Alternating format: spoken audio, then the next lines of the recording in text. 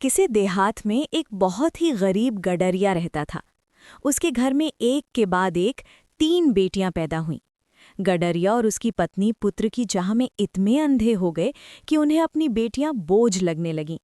वे अक्सर सोचते कि काश कोई बेटा होता जो उनका सहारा बनता। एक दिन घर में थोड़ा सा आटा और घी बचा था। पत्नी ने कहा, आज हलवा बना ले। दोनों चाहते थे कि बेटियां सोई रहें और वे चुपचाप हलवा खा लें, लेकिन तीनों बेटियां जाग गईं। तब गडरिया ने उन्हें बहलाते हुए कहा, चलो जंगल में बेर खाने चलते हैं। बेटियां खुशी खुशी उसके साथ चल पड़ीं। जंगल में पहुंचकर गडरिया ने एक झाड़ी पर कंबल डाल दिया और बोला, मैं यहीं बैठा हूं, तुम बेर तोड़ लाओ। बेटियां बेर तोड़ते तोड़ते आगे निकल गईं। मौका पाकर गडरिया चुपचाप घर लौट आया और पत्नी के साथ हलवा खा लिया। रात होने पर बेटियों को एहसास हुआ कि पिता उन्हें छोड़ गया है। वे रोने लगीं। तभी वहां से गुजरते एक राजा ने, जिसके 3 बेटे थे, उन रोती हुई बच्चियों को देखा। राजा ने उन्हें अपने महल ले जाकर पालन पोषण किया। समय के साथ बेटियां समझदार और गुणी बन गईं।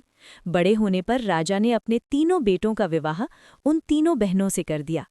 वर्षों बाद गडरिया को अपने पाप का पछतावा हुआ। वो बेटियों को ढूंढता हुआ जंगल पहुंचा और अंत में उसी राजमहल तक जा पहुंचा। वहां जब तीनों बहुओं ने उसे पहचाना तो भावुक होकर बोली, पिताजी, हम आपकी ही बेटियां हैं। गडरिया रो पड़ा और क्षमा मांगी। बेटियों ने उसे माफ कर दिया। तब गडरिया समझ गया कि संतान बेटा हो या बेटी, भाग्य और कर्म से ही जीवन बनता है।